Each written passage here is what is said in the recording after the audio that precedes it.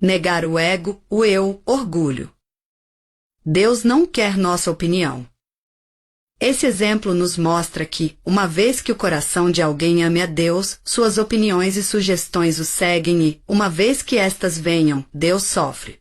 Por exemplo, se uma pessoa o ama de acordo com a própria opinião e nunca presta atenção a seus sentimentos, você apenas sofre com esse amor. Pedro agiu assim em Mateus capítulo 16.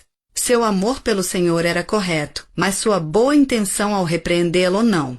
Seu bom coração era correto, mas sua boa intenção não.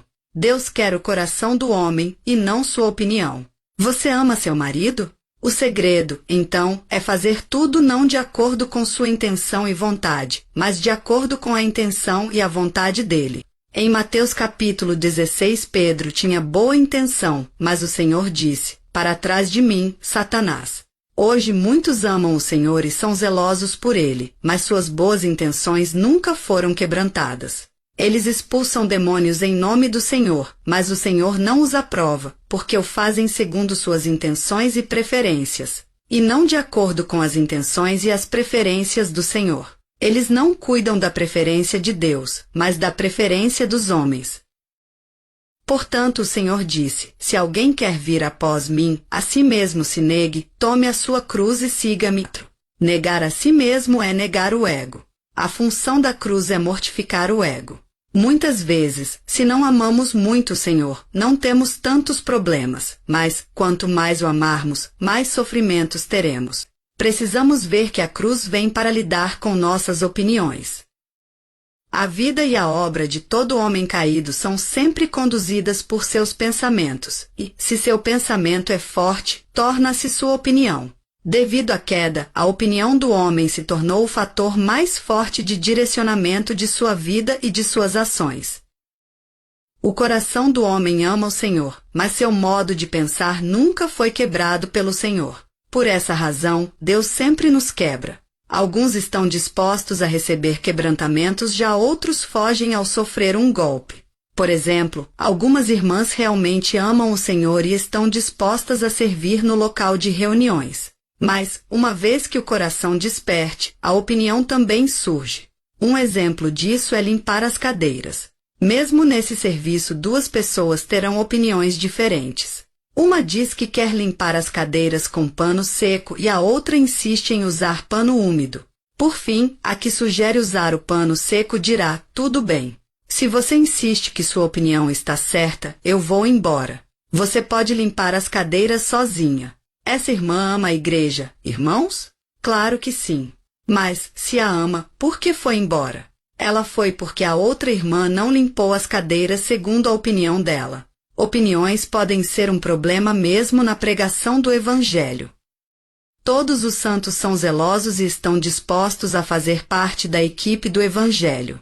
Um irmão, porém, diz que o tambor do Evangelho deve ser tocado à sua maneira e, se outros não aceitarem sua opinião, ele não voltará mais.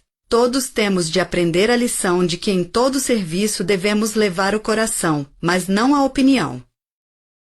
O serviço da igreja não depende da realização de tarefas, mas do aperfeiçoamento de quem serve. O tempo é servo de Deus. Dessa forma, todos devemos receber sua disciplina enquanto estamos no tempo a fim de ser o tipo de pessoa que Ele deseja. Na pregação do Evangelho e na obra, tudo depende de quanta disciplina recebemos.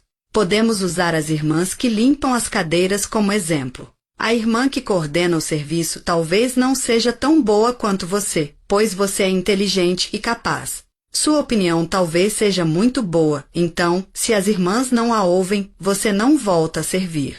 Se é assim, você não só não sabe fazer as coisas, mas também não sabe conduzir-se como ser humano adequado. A lição da cruz é: embora minha opinião esteja certa, não presto atenção a ela. Tudo o que sei é amar o Senhor. Quando venho limpar as cadeiras, quero limpar todas as minhas opiniões e disposição. Se em casa você ama o marido e ele a ama a ponto de permitir que você coloque as cadeiras de cabeça para baixo, é muito difícil você ser quebrantada. A maior função da cruz é quebrar suas propostas, suas opiniões e seu ser. No serviço sempre fazemos as coisas segundo nossas opiniões.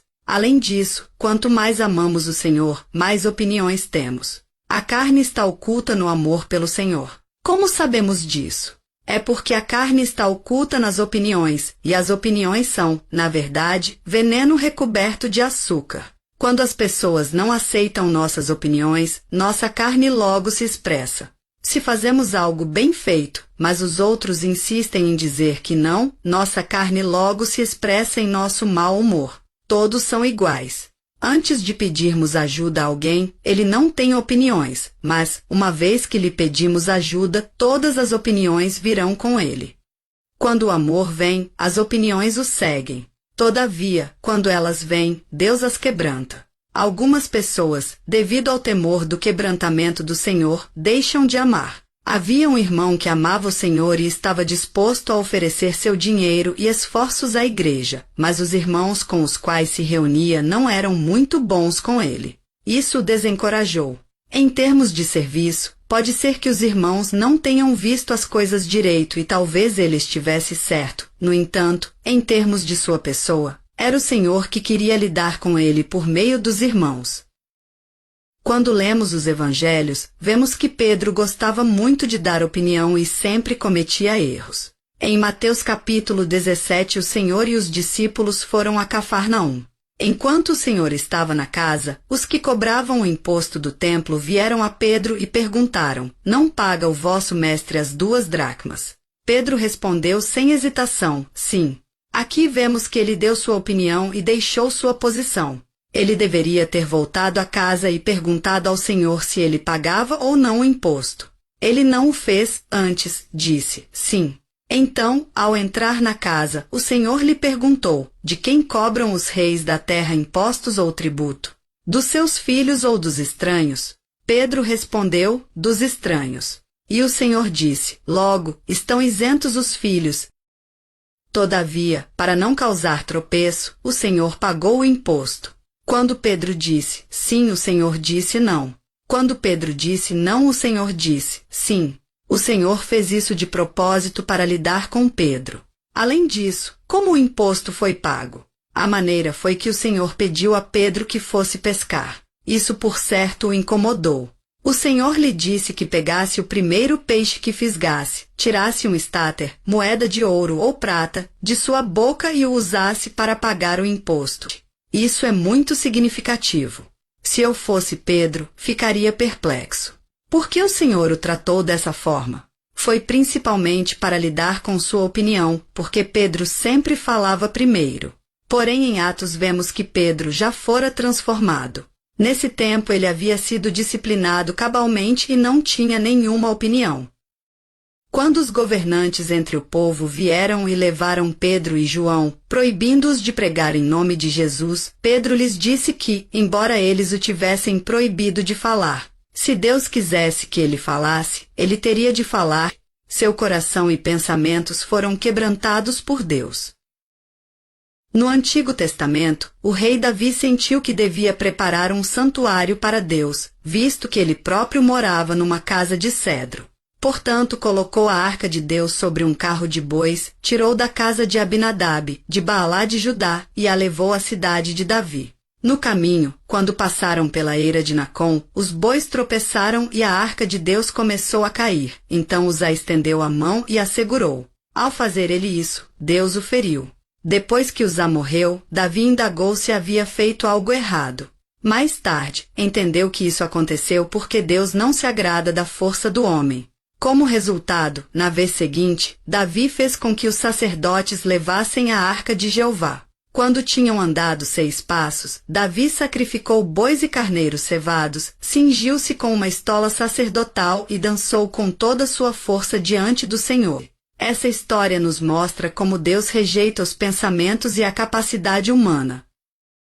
Livro Os Puros de Coração, Witness Lee.